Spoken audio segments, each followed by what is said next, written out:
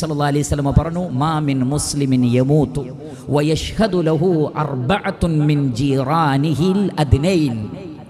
ഒരു മുസ്ലിം മരിക്കുകയാണ്, ഒരു മുസ്ലിം മരണപ്പെട്ടു.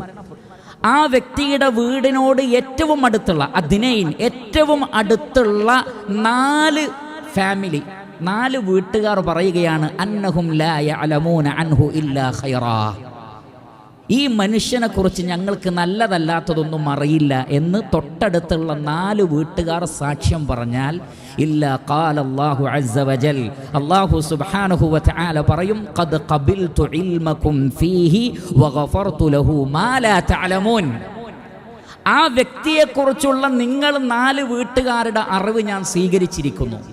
നിങ്ങൾക്കറിയാത്ത വല്ലതും അയാൾക്കുണ്ടെങ്കിൽ ഞാനത് പുറത്തു കൊടുക്കുകയും ചെയ്യുന്നു. നോക്കൂ, നിങ്ങൾ അയൽവാസികൾക്കറിയാത്ത തെറ്റുകൾ അയാളിൽ ഉണ്ടാകാം, പക്ഷേ അയൽവാസികളോട് നിങ്ങൾ നല്ലതാണോ? നിങ്ങളുടെ തൊട്ടടുത്തുള്ള വീട്ടുകാർക്ക് നിങ്ങളെക്കുറിച്ച് മോശം അഭിപ്രായമില്ലേ? ആ അഭിപ്രായം അല്ലാഹു സ്വീകരിക്കുന്നതാണ്. നിങ്ങളുടെ ആ വ്യക്തിയെക്കുറിച്ചുള്ള നിങ്ങളുടെ ഇൽമ്, മനുഷ്യന്റെ ഇൽമ് പരിമിതമാണ്, പക്ഷേ അല്ലാഹു അത് സ്വീകരിക്കും. നിങ്ങൾക്കറിയാത്ത വിഷയങ്ങളുണ്ടോ, അത് ഞാൻ അയാൾക്ക് പുറത്തു കൊടുക്കുകയും ചെയ്യും. അതിനേക്കാൾ വലിയ ഫള് എന്താണുള്ളത്?